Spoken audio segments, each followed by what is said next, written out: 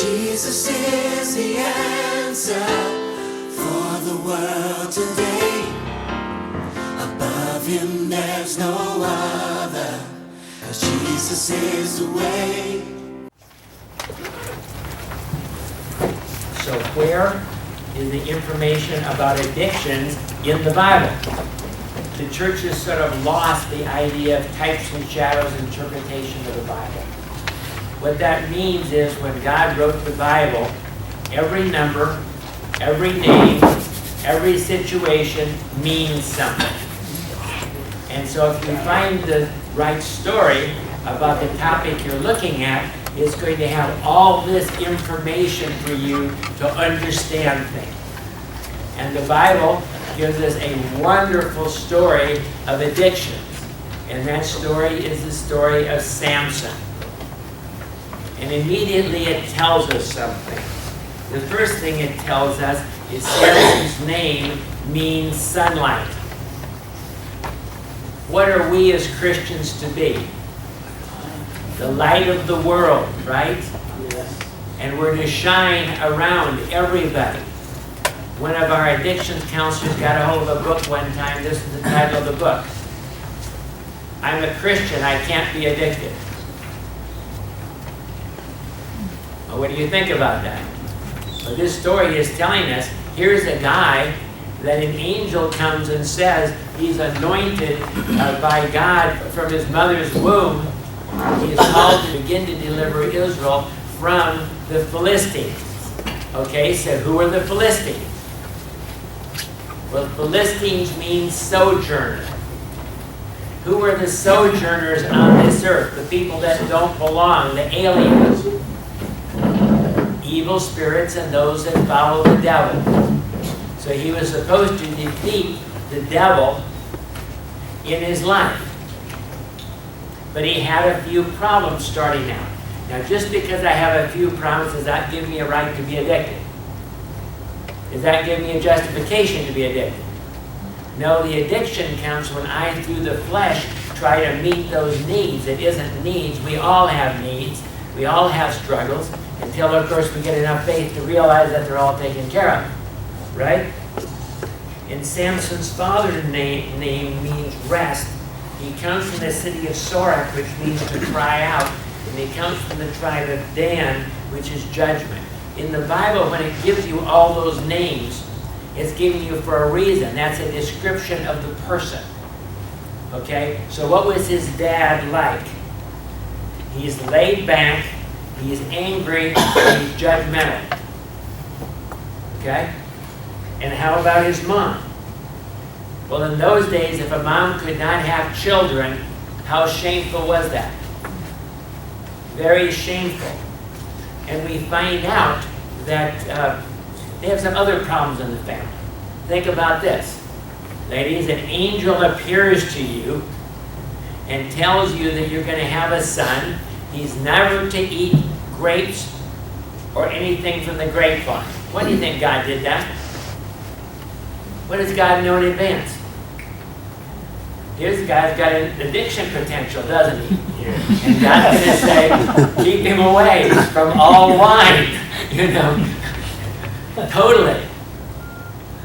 And she tells her husband, is the husband a believer? No. He says, next time the angel comes, send him to me. Well, the angel comes. They give him a sacrifice, and the angel goes up in the flame of fire. And what does the dad say? We're all going to die, we saw God. Is that fairly legalistic, would you say? See, think about it. And the wife says, come on, you know, he wouldn't have told us we're going to have this child if he was here to kill us. But it's a legalism thing. But I want to make sure you understand, just because you come from a struggling family or a codependent family, or you had an alcoholic father, and so on and so forth, that doesn't mean you have to be an addict. That's not what's causing the addiction. What's causing the addiction is the way you try to deal with the emptiness inside of you by relying on yourself. He was to be a Nazarite dedicated to God to defeat the Philistines. He was forbidden to drink wine, touch anything dead, or marry a non-Israelite. So what did he choose to do? One time we had one of our inspectors. Every year we have to be inspected for drug and alcohol. And this inspector he had a problem. He's trying to say, well, it must be because you have such a rate of success here. It must be because you're a church, you only get the easy claims. So the question was, are you responsible for your addiction? And the answer is yes, because you took the first drink. Now, after the 10th drink and after the drink takes a drink, you may not have control anymore, but you had control over taking that first drink, didn't you? He chose to marry a Philistine, and how did his parents react? You shouldn't do that, but if you're going to, I'll help you. What do you think about that? That's what we call codependency. See, there's the codependent family because they're enabling him. He should have said, no, and we're not going with you, and we're not setting this up. It's wrong. Don't you understand that, Samson? But see, addicts always deceive themselves. How many drunks do you know that go to the bar to witness to people for Christ? That's fairly usual. Yeah, in America. Because they're just deceiving themselves, and Samson deceives himself. And he decides he wants to marry a Philistine girl. What was he supposed to do with the Philistines? Wipe them out. And he's going to marry one? That's the way to do it, don't you think? Anyway, on the way to marry this Philistine girl, this lion jumps out at him. And he grabs the lion by the paws and rips him in half. That's how powerful he is in the spirit. Okay, who's the lion? You guys got to participate here now. What's the lion stand for in the Bible? Devil. The devil in this case. It could be Jesus also, the Lion of Judah. It's not the Lion of Judah. That's the devil attacking him, and he has so much spiritual strength, he can rip the devil in half. They go and set up the wedding. On his way back, he stops, and there's the dead lion, and there is a nest of bees and honey inside of the lion's carcass. And he takes some of the honey and eats it and gives it to his parents. Now let me tell you about something. Anytime you see a story within the story in the Bible, this is very, very, very, very important. Okay? So what is it saying? Because this is something that all addicts believe, and it's the core of addiction. He believes that he can take good things from the devil and not get stung. See, would an addict start taking heroin if they thought they were going to be addicted and destroyed by it? Would they start drinking if they thought that they were not the only one that they could handle it? No, every addict believes they're not going to get the consequences of their addiction when they start. And it's such a big thing to him that he uses it as the riddle at his weddings. And he says, if you can figure out the riddle about something sweet came out of the eater, then I'll give you 30 changes of garments. But if not, you give me 30 changes of garments. Well, the people at his wedding knew something. His wife is codependent, so is he. Because it's an addictive family. So what do? They tell the wife, you don't find out, I'll kill you on the spot. So she nags him and nags him and nags him and nags him. In a good codependent relationship, what do? You give it and tell it, right? So what she tells her friends, so they tell him. So now he owes 30 garments. What do garments stand for? Character. What does the addict give up? His character. Now, is he going to take responsibility that he messed up with this riddle? Heck no. He's going to blame other people. He is going to kill 30 Philistines and take their clothes and give them for the debt that he owes. You see how the addiction is starting to, you heard you tell a lie, you got to tell 3 lies to take care of that lie, how the thing starts snowballing on him as he goes through this whole thing. And he leaves and he comes back, and his father-in-law says, oh, I thought you hated her because she ratted on you, you know. So I gave her to your best man. So now I can really show him. So he goes out there, takes a whole bunch of foxes, ties their tails together, puts torches in there, and puts them in the Philistines' grain, and burns down the Philistines' grain. What does grain stand for in the Bible? The good things of life. And what do the Philistines do? They figure out it's him that do it, so they kill his wife and the wife's family and burn their house to the ground. What does that tell us about families and addictions? Your addiction is going to destroy your families.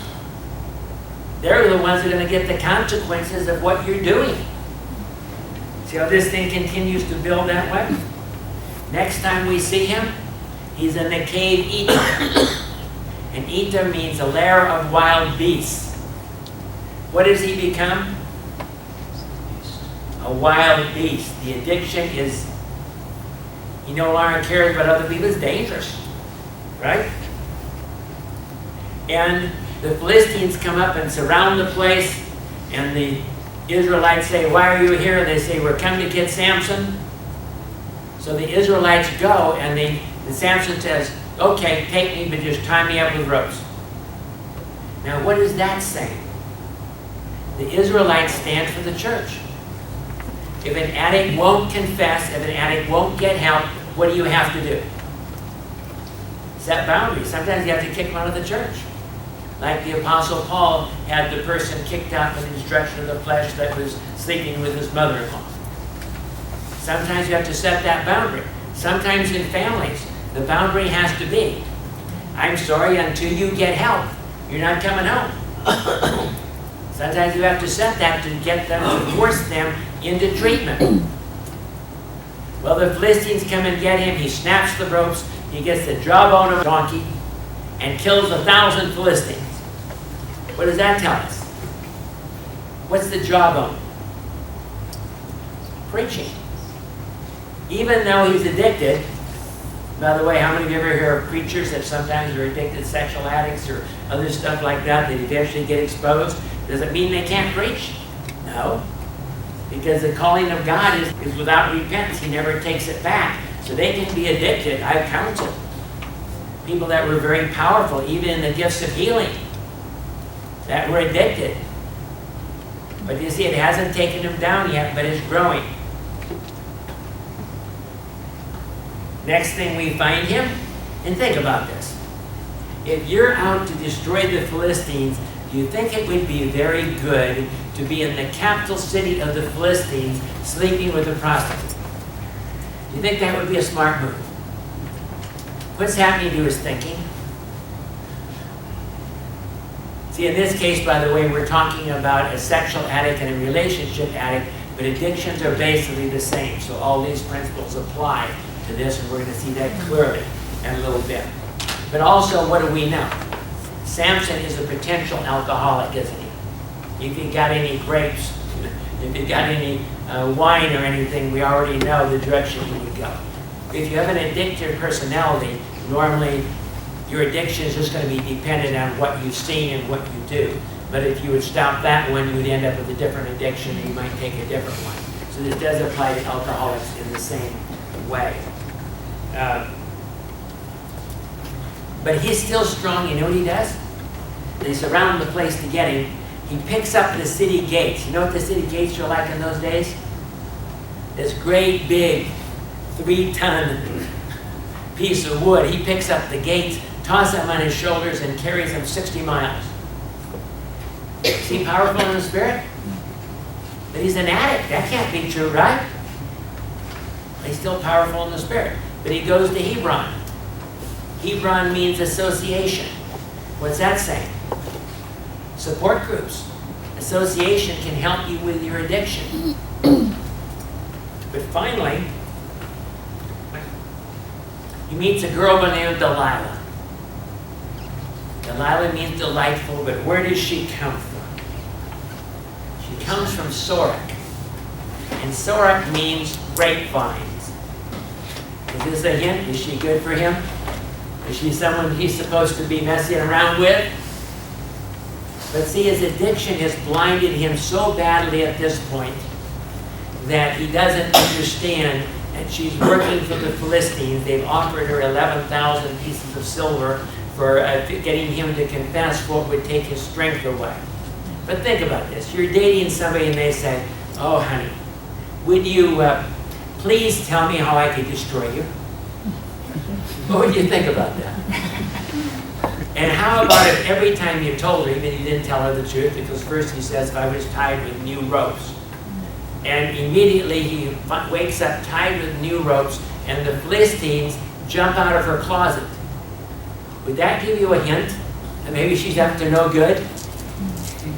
But he snaps the ropes and beats up the Philistines and kicks them out. Then it says, okay, well, how about that? Well, if it was new vines. Well, now he's tied up with new vines, and the Philistines jump out of the closet again. Do you get a hint? But every time he's getting closer to the answer. And he's getting, and he finally says, well, next one is, if they took my hair and wove it together on a weaver's beam, because he's a Nazarite, means never cut his hair, so it's really long. Then his hair is woven on a weaver's beam, and the Philistines jump out of the closet. Would you get a hint? Finally, he tells her, no, it's my hair. Now, what does his hair stand for? That's critical to the whole story. It's faith. It's his Nazarite vow. It's his faith. So as long as he has his spiritual power, his faith in God, how powerful is he? He's more powerful in his addiction, even though he's out of his mind to let the addiction get to this point. And he's so pitiful. After he tells her that, he lays his head in her lap and goes to sleep. He just well had handed her the scissors.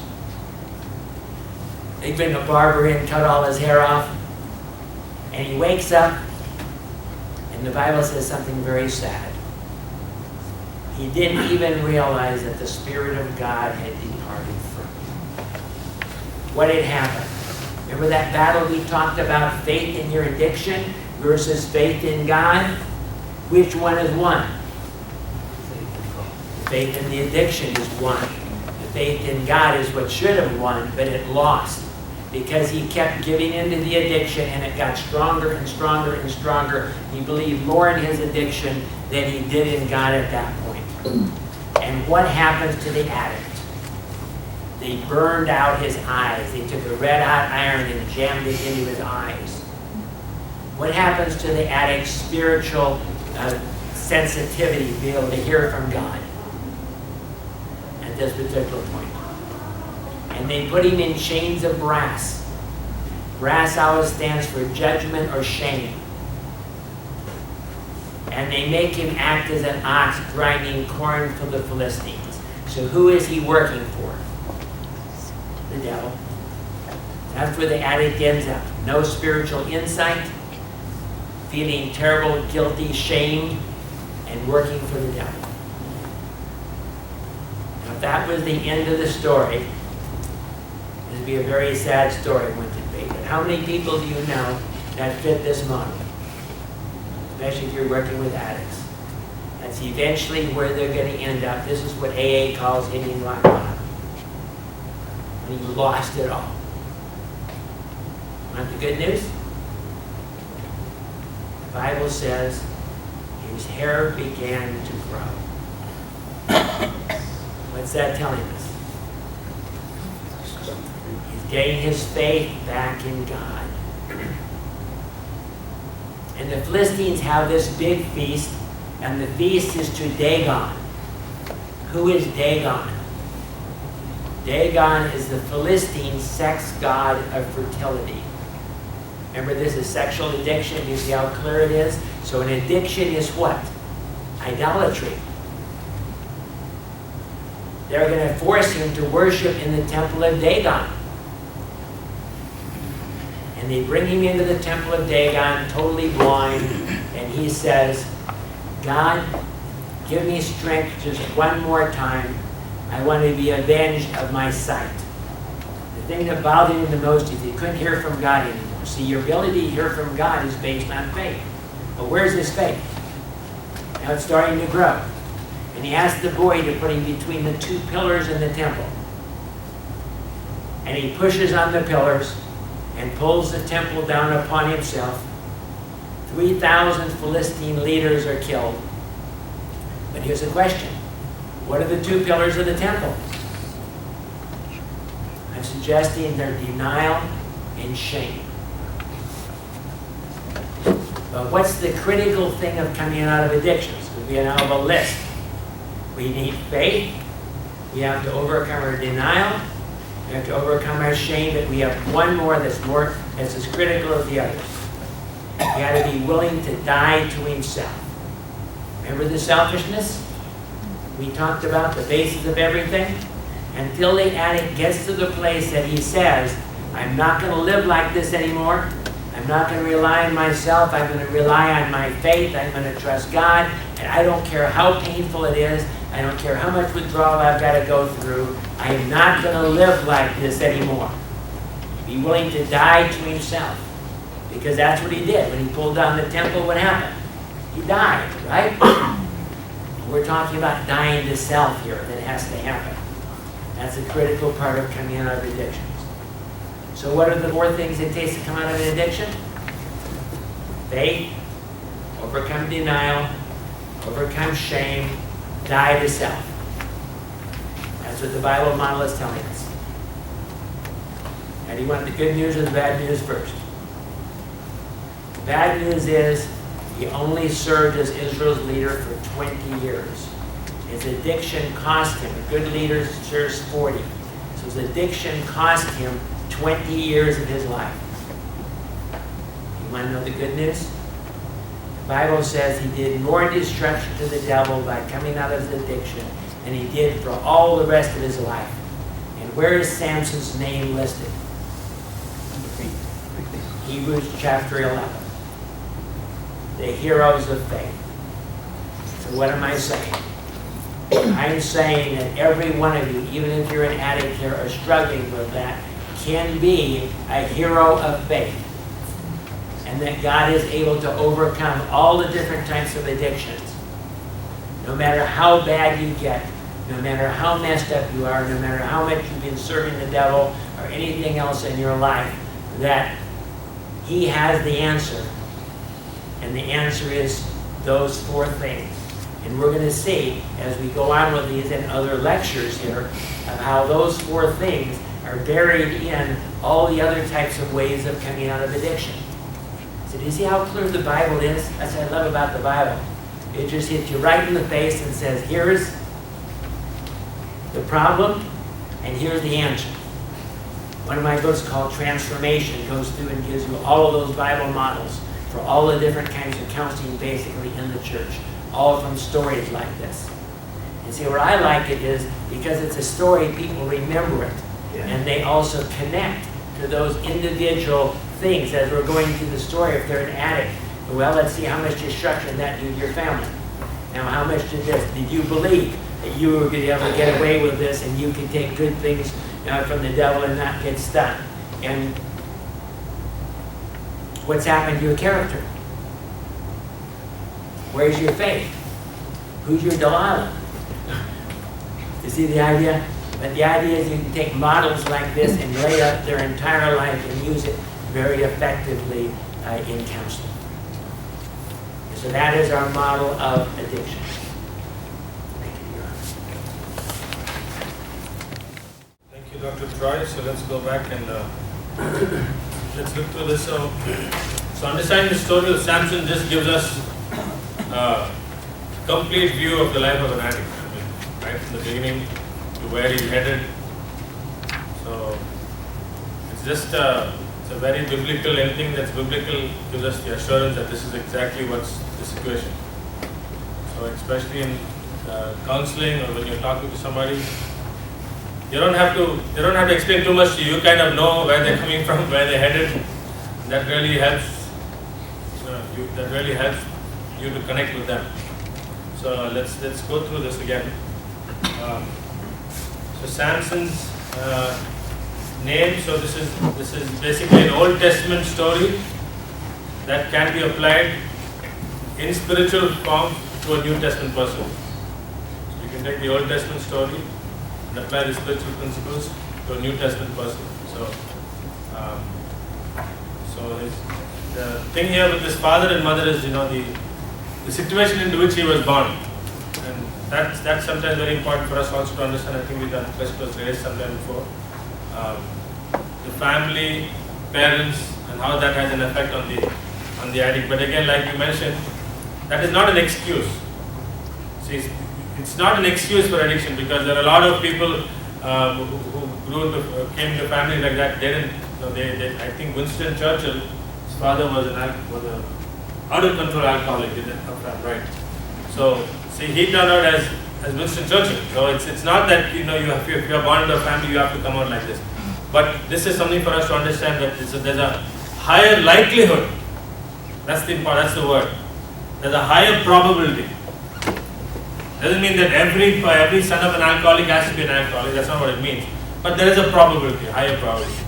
So in this case, in Samson's case, we find that there were some issues in the family, and he chose to marry a Philistine girl, and his parents enabling him is codependency. Again, that's a subject that we will talk more in detail. But every time you hear the word codependency, I hope you're getting some idea into that, because it took a long time for me also to understand. When I first studied codependency, it took some time for me to understand. Then I suddenly thought, I think India, the whole country is codependent. In a way it is. I mean, the country of India, if you see, in a way it is. The women in India are very, very codependent on the men as a country. Not only India, Asia, and many, many places. So as we're talking about this, I hope you get an idea of what codependency is. Then this addicts believe that they only can take the good things from the devil and not get stung, and that's a typical example, especially with younger people. They say, oh no, I can stop this someday. I will. This is under control. So this is just a very typical excuse that people have. So that's just one principle that we learn from that story. Any questions about the previous one? Any questions or comments? Experiences from your anything that you Tell me a few more points about how to come out from that, enabling the addicts. For the parents. For the parents or For the wife, immediate relations. Yeah. So see, the thing about codependency is, if you don't have boundaries, then his codependency will really start to affect you. The way to overcome codependency has to have boundaries. For example, I was counseling a young guy in the US, and every time he gets into trouble, his father pulls him out. He got into a driving this thing, he crashed in the accident, and his father is paying for that. I said, see, the more you pay for him, the more he is going to continue. But at some time you'll have to kind of put a boundary and say, you know what, this is your consequence and you have to face it. Those are boundaries, setting boundaries, and that is something that we have to slowly work on. But that is the first step. Because if every time the person messes up, if you are going to carry and you're going to carry and you're going to carry and you're going to run, then pretty soon that person, I had a very interesting example. We went to Chicago, there was one family that we were counseling, and the man just working in a grocery store, and the wife has 3 jobs, and they've got a huge house which the wife is paying through her 3 jobs, because her husband is an alcoholic. He's just hanging around the grocery store. So I went and asked him, brother, your wife is struggling and doing 3 jobs, and yeah, she wants to do it. So I talked to her. I said, when did you buy the house? She bought the house. He didn't buy it. So he's totally taking on responsibility, saying, I don't know anything about this. She wants to work 3 jobs and she's taking care of the family. What am I? I'm just hanging around. So that happened over time. It didn't happen immediately. So initially maybe he was an alcoholic, then she got 1 job, then it got worse, then she got 2 jobs. Because she was always willing to pick up. She was always willing to pick up when he was irresponsible. So that's how the situation is mostly. But bringing boundaries back is actually the answer. So, what I can understand from this, the person who is having the addiction problem, he must be taught he is responsible, and the responsibility should not be put on others, including family or whoever is. So we should make them to understand they are responsible and they should be taking care of steps to come out. That is as far as the person is concerned, but as far as the wife is concerned, the family is concerned, this is a very difficult subject. Let me tell you why. Especially in our Indian culture. Because when the family steps out, the wife has to make sure somehow that everything looks good. That's our culture. You know, like if you go to church and she'll say, no, he had work at home. Actually, he's drunk. But they make it. So that's the problem in our culture. Because we are so, we try to put an image out. We want this good image. So fighting codependency, I'm not really sure. I don't have the answer, but it's really a problem. So only when the wife starts to say, this is really, I need help. That's when we can help them. But I think there are many families who are struggling with that same thing. They've almost come to a point so deep, coming out of that is quite difficult for them. And that's what codependency is. So this example of the codependency and the gradual step-by-step degradation. Let's take his thinking, for example. Little by little, how his thinking is getting changed, little by little by little. So much so the same thing with an alcoholic, same thing with those who are struggling with addiction. Their thinking has been totally changed. If you're talking to somebody who's been taking alcohol for 30, 40 years, you can see his thinking is totally different. It's not the same as another person's thinking. So that's why sometimes when you're talking to them, you will have to be really considerate about that. You have to take that into. You cannot really go in with your thinking and say, straighten up, why can't you see the things the way that you are seeing it? No, they don't see the things the way you are seeing it. Because that is many years of addiction that has brought them to that point. So it's very important for us also to, yes, we need to empathize with them, but we need to gradually bring them out. Let's go to the swimming pool example, I like that one. So if they're in the swimming pool, instead of just one like a fishing rod, just pull them out like that, that's going to be really tough. But we have to gradually pull them out, because depending on how deep he is. So that's the thing about that. So this, the faith, the hair and faith principle. So building up the faith, I think one excellent thing was the hair growing. It's a good example. The hair won't suddenly grow like that, right? Right? It has to grow. So I think the faith also has to grow little by little. Because I don't think that by tomorrow he'll have just so much of faith. I don't think it works like that. Maybe that's not the right kind of faith that he's having there. It has to grow little by little. It has to be a step-by-step, gradual growth, because then that will be stable. Because if it's a sudden growth like that, that's like a wing there. It won't really.